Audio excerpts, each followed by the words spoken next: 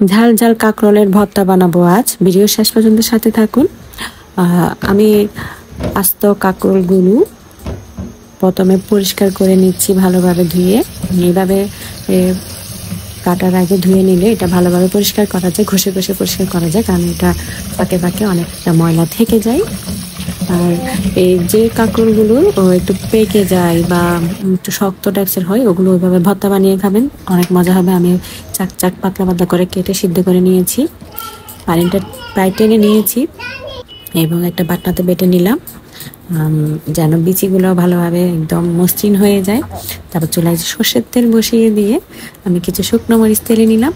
আর কাঁকরোলের ভর্তার একটা টিপস হচ্ছে, এটা অবশ্যই অবশ্যই চুলায় করবেন আর পেঁয়াজটাও ভেজে নেবেন তেলের মধ্যে, তাহলে আর কাঁচা কাঁচা ভাবটা থাকবে না।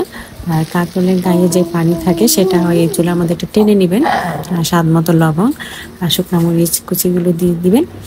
ব্যাস হয়ে গেল কাঁকরোলের ভর্তা। ভিডিও ভালো লাগলে লাইক কমেন্ট শেয়ার অবশ্যই করবেন। আর এরকম মজার মজার ভর্তা পেতে চাইলে অবশ্যই সাথে থাকবেন।